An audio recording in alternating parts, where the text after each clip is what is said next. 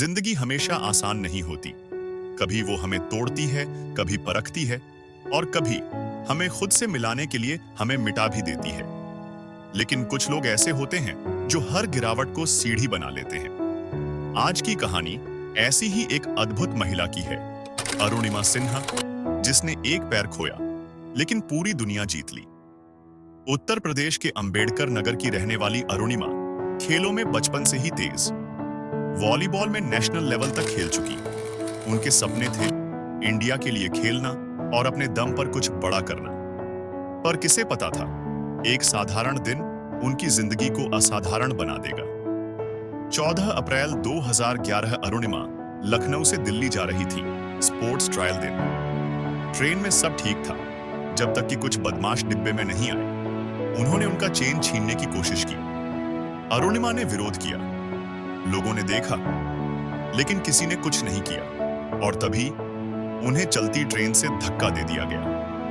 अंधेरी रात, सन्नाटा, शरीर पटरी पर पड़ा था। अगली ट्रेन पास से गुजरी और उनका एक पैर कट गया। चारों तरफ अंधेरा और वो जमीन पर अकेली, पर जिंदा थी।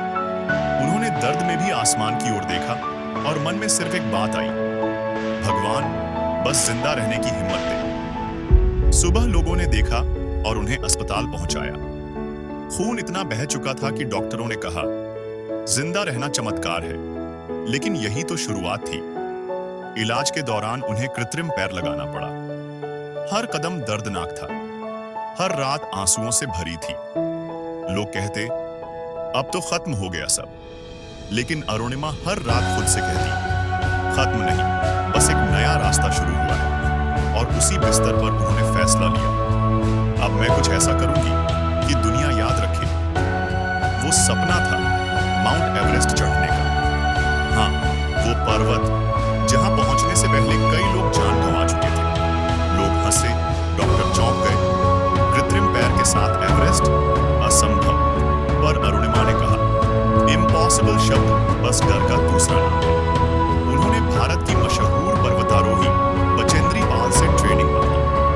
पहले दिन गिर गई, दूसरे दिन ठोकर लगी, तीसरे दिन चढ़ाई की, चौथे दिन फिर गिरी, लेकिन पांचवें दिन वो उठी और मुस्कुराई, क्योंकि वो जानती थी हर गिरावट अब जीत की तैयारी है। दिन बीते, हफ्ते गुजरे, कई चोटें आई, पैर बार-बार दर्द करता। ऑक्सीजन की कमी, -40 डिग्री सेल्सियस तापमान और सामने मौत जैसी ऊंचाई।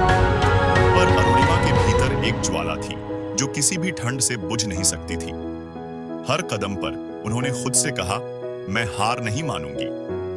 21 मई 2013, सुबह का सूरज, नीचे बादलों का समंदर और अरुणिमा सिन्हा माउंट एवरेस्ट की चोटी पर खड़ी थी।